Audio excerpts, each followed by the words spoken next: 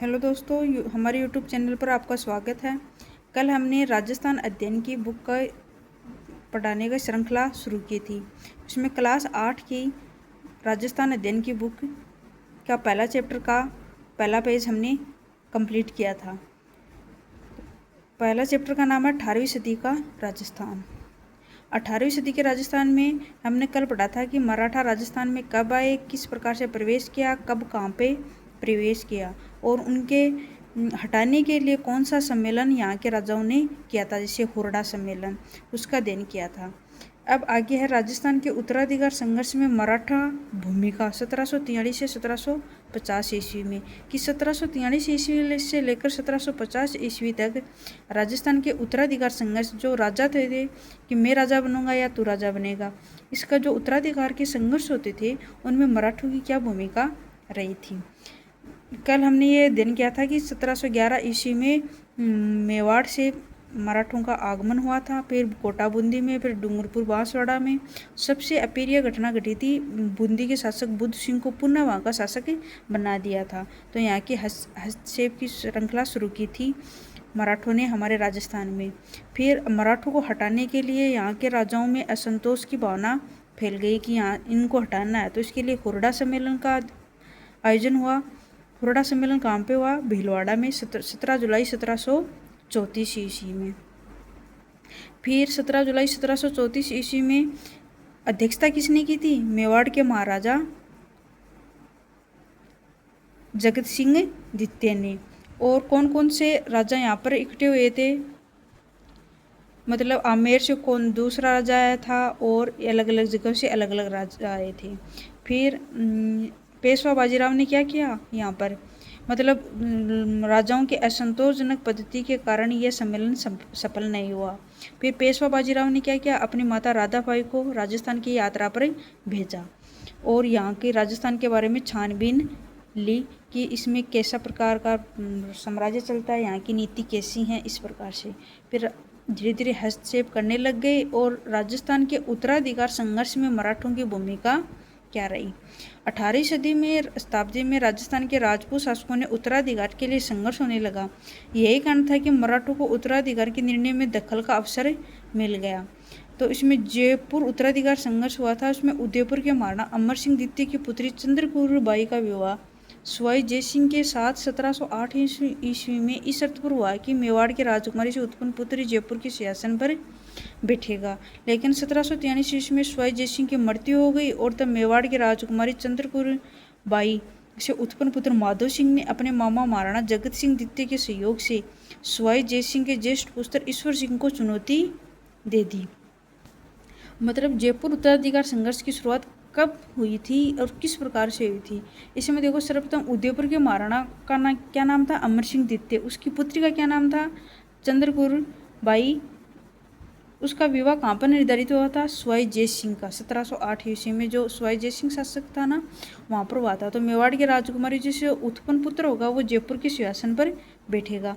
लेकिन 1743 ईस्वी में 1708 में विवाह हो गया था चंद्रकौर बाई और सवाई जयसिंह का। सवाई जयसिंह की मृत्यु कब हो गई? 1743 ईस्वी में। तो मेवाड़ की राजकुमारी चंद्रकौर बाई से उत्पन्न पुत्र माधो सिंह, उसका पुत्र का क्या नाम था? माधो सिंह। वह क्या अपने मामा महाराणा जगत सिंह द्वितीय के सहयोग से सवाई जयसिंह के ज्येष्ठ पुत्र ईश्वर सिंह को चुनौती दे दी। मगर सवाई जयसिंह का पहले की जो शादी हो रखी थी उसका ज्येष्ठ पुत्र का क्या नाम था? ईश्वर सिंह। तो ईश्वर सिंह को चुनौती किसने दी? चंद्रकौर बाई के पुत्र माधो सिंह ने। और किसकी सहायता से? अपने मामा जो मेवाड़ का जगत सिंह द्वितीय था ना, उसकी सहायता से कि मैं इसको राजगद्दी पर नहीं बैठने दूंगा। तो मराठों ने क्या किया? मराठों को पता चल गई ये बात है कि यहाँ पर उत्तराधिकार का संघर्ष हो रहा है, तो उन्होंने मराठा सरदार मल्हार राव होलकर द्वारा माधो सिंह का पक्ष लिया गया।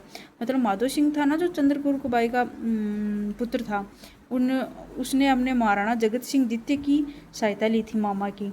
तो उसने ईश्वर सिंह के विरुद्ध चुनौती दी थी, तो उसने मल्हार राव होलकर द्वारा माधो सिंह का पक्ष लिया गया। तो ईश्वर सिंह और माधो सिंह के मध्य राजमहल और बगरू का युद्ध हुआ था।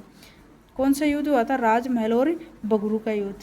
ये बहुत बार क्वेश्चन पूछा जाता है। तो अपने सेनापति हरगोविंद नाटाणी की कुटिलता के कारण ईश्वर को आत्महत्या करनी पड़ी थी और माधो सिंह मराठों के सहयोग से जयपुर का शासक बन गया था।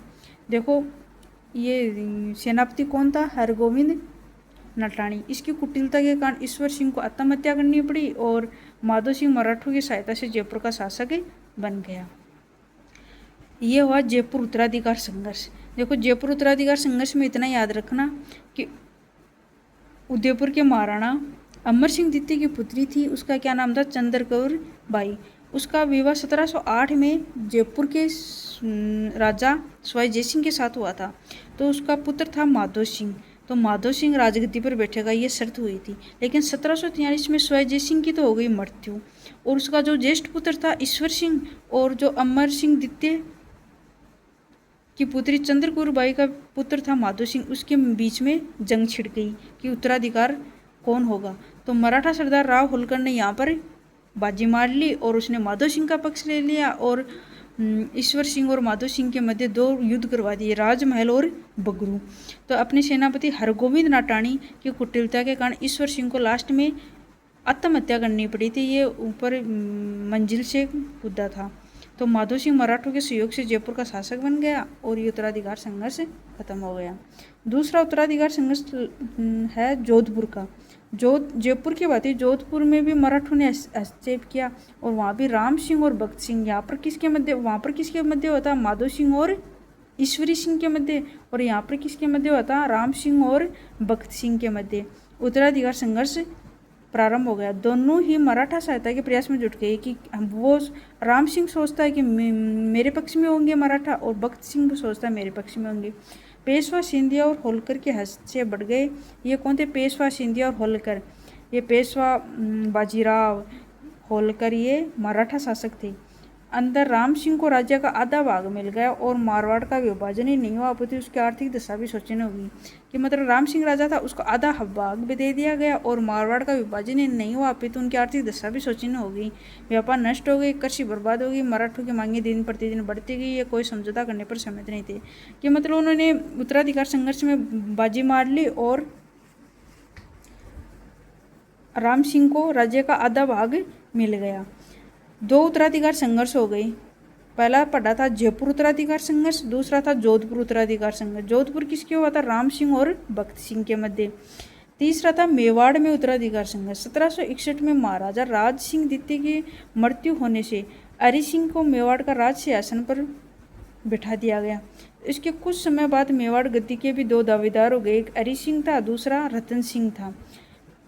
जयपुर उत्तराधिकार संघर्ष में तो माधो सिंह और ईश्वर सिंह के मध्य युद्ध हुआ था और जोधपुर उत्तराधिकार में राम सिंह और भक्त सिंह के मध्य। और तीसरा था मेवाड़। मेवाड़ में 1761 में राज सिंह द्वितीय की पुत्री राज सिंह द्वितीय की मृत्यु होने से हरि सिंह को मेवाड़ के राज सिंहासन पर बैठा दिया गया। इसके कुछ समय पश्चात ही मेवाड़ के गद्दी के 2 दावेदार हो गए, एक हरि सिंह, दूसरा रतन सिंह। दोनों ने मराठों की सहायता प्राप्त करने के लिए प्रयास किए। परिणामस्वरूप गृह युद्ध में मराठा हस्तक्षेप होने लगा, जिससे मेवाड़ के सामाजिक, सांस्कृतिक, आर्थिक, राजनीतिक मार्ग अवरुद्ध हो गए। राजस्थान के शासकों में परस्पर विमर्श के कारण मराठों का हस्तक्षेप बढ़ता रहा और विकास अवरुद्ध होने लगा। ये क्वेश्चन याद रखना भाई, मेवाड़ में उत्तराधिकार संघर्ष किसके मध्य हुआ था, राज सिंह द्वितीय के पुत्र एक हरि सिंह था, दूसरा रतन सिंह था। हरि सिंह और रतन सिंह के मध्य किसके मध्य हुआ था, हरि सिंह और रतन सिंह के मध्य, हरि सिंह और रतन सिंह के मध्य। और जोधपुर उत्तराधिकार संघर्ष किसके मध्य हुआ था, राम सिंह और भक्त सिंह के मध्य। किसके, राम सिंह और भक्त सिंह के मध्य। अब है अंग्रेज व संधियाँ। मतलब मुगल साम्राज्य के पतन और मराठों द्वारा फैलाई गई अराजकता। भारत में तो देखो आक्रमण होते ही रहते थे। पहले मुगल आए थे, फिर मुगलों का जैसे औरंगजेब के पतन हुआ तो मराठा आ गए, मराठों ने भारतीयों को लूटा, यहाँ पर राजनीति फैलाई।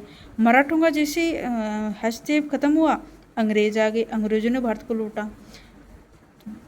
भारत ऐसे ही सोने की चिड़िया नहीं कहलाता था, यहाँ पर बहुत से शासक आए और इनको लूट कर यहाँ से माल ले गए और यहाँ पर राजनीति की। फिर जाके 1947 में देश आज़ाद हुआ। तो मुगल साम्राज्य के पतन और मराठों द्वारा फैलाई गई अराजकता ने राजपूत शासकों और सामंतों और प्रजा में राजनीतिक, आर्थिक, सामाजिक अव्यवस्था उत्पन्न कर दी थी। ऐसी स्थिति में राजस्थान की तरफ से अंग्रेजों का स्वाभाविक झुकाव था। किसका झुकाव हो गया? अब अंग्रेजों का। वे अपनी शक्ति का विस्तार और अन्य राजनीतिक आर्थिक लाभ प्राप्त करने के लिए राजपूत शासकों ने मैत्री करने के लिए उत्सुक हुए। 1817 और 18 में राजपूत शासकों ने अंग्रेज सरकार से संधियां करनी शुरू कर दी। ये भारतीय तो बेचारे परेशानी रहते थे, पहले मराठों से परेशान हुए तो उन्होंने सोचा कि अंग्रेज ही हमारी सहायता कर देंगे, तो उन्होंने क्या किया, 1817-18 में राजपूत शासकों से अंग्रेज सरकार ने संधियां शुरू कर दी। उन्होंने अंग्रेजों ने लालच दिया कि आप पर जो मराठा आक्रमण हो रहे हैं हम उनसे मुक्ति दिलाएंगे आपको, और यहाँ के राजाओं को बेचारों को संधियों में बांध लिया। संधि ऐसे हुई थी कि हम जैसे मराठा ना, यहाँ के राजा में जो कौन राजा होगा कैसा होगा ये सब हस्तक्षेप करते थे, तो अंग्रेज बोले कि हम तो यहाँ पर हस्तक्षेप नहीं करेंगे। उन्होंने संधि की शर्त रख ली कि हम तुम्हारी सहायता करेंगे और मराठों को यहाँ से भगा देंगे और आपकी सहायता करेंगे। भारतीय बेचारे भोले वाले थे, उन्होंने मराठों से पीछा छुड़ाने के लिए अंग्रेजों से संधि कर ली। अंग्रेज संधि को कहाँ पर मानने वाले थे, संधियों को सबको धीरे धीरे यहाँ पर प्रवेश किया और संधियों को सबको बर्खास्त करने लगे। राजस्थान में राज्यों में सर्वप्रथम 29 सितंबर 1803 को भरतपुर राज्यों ने अंग्रेजों के साथ संधि स्वीकार की थी। जो कि क्वेश्चन बहुत बार क्वेश्चन पूछा जाता है कि कौन से राज्य ने अंग्रेजों के साथ संधि की थी।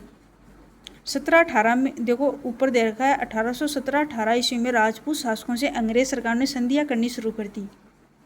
तो सर्वप्रथम किसने की थी? 29 सितंबर 1803 को भरतपुर राज्य ने अंग्रेजों के साथ संधि स्वीकार कर ली।